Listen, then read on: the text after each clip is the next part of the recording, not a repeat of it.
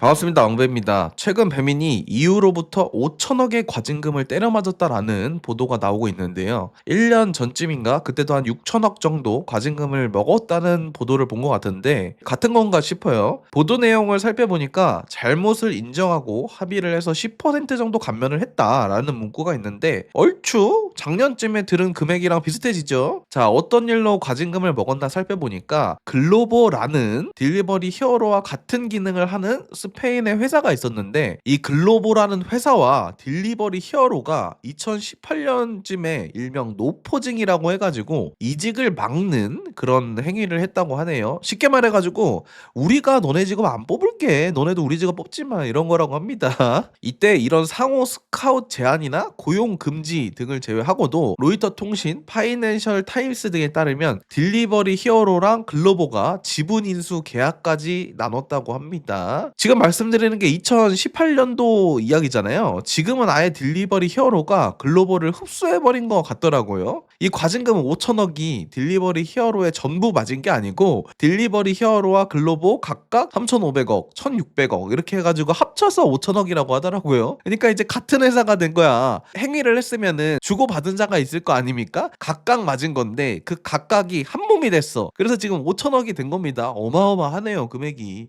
불공정 행위로 한 것으로 간주가 되고 있는 이 두 회사가 같은 회사가 되어버려서 5천억이라는 어마어마한 금액이 된 건데 이렇게 돼버리면은 3자가 보기에는 이미 2018년부터 두 회사가 연합을 해가지고 어떻게 보면 독점에 가까운 그런 행동을 보인 게 아니냐 하는 의구심이 들어버리는데요. 과징금까지 맞았으니까 더욱더 그렇게 보이죠. 참 이 모습을 보고 느낀 게 우리나라도 배민과 쿠팡 사이가 참 좋습니다. 뭐 유럽 시장에서처럼 배민 쿠팡이 뒤에서 짝짝꿍을 했을 거라고는 생각하지 않아요. 그렇지만 배민이 업계 1위였음에도 불구하고 시스템이라든지 플랫폼의 정책 등이라든지 쿠팡의 뒤를 졸졸졸졸 쫓아가는 모습 등을 많이 보였습니다. 예를 들자면 뭐 멤버십 제도도 쿠팡이 먼저 했던 걸로 알고 있고요. 제가 알기로 한집 배달 자체도 쿠팡이 먼저 했던 걸로 알고 있습니다. 또 수수료 인상이나 상세 주소 블라인드, 미션 개수, 시간, 난이도 등등 많죠. 아무래도 딜리버리 히어로가 과징금을 시게 한번 맞은 경험이 있다 보니까 뒤로 뭐 쿠팡과 뭔 짓을 했다기보다는 그냥 소극적으로 쿠팡이 먼저 해보고 괜찮아 보이는 거는 후발주자 느낌으로 이 법의 테두리 안에서 쫓아간 게 아닌가 싶습니다. 참 이 친구들 과징금 5천억이나 때려맞았으면 다시 벌어들이려고 하지 않겠습니까? 우리나라 시장에 어떤 영향을 미칠지 걱정이 되면서도 지금 우리나라 생각해보면은 이제는 그렇게 호락호락하진 않아요. 막 당하고 그럴 것 같진 않거든요. 이재명 대통령님 플랫폼 규제하겠다라고 하셨는데 어떻게 될지는 지켜봐야 할 것 같습니다. 형님들의 의견은 어떠신가요? 댓글로 많이 많이 남겨주시길 바라겠습니다. 감사합니다.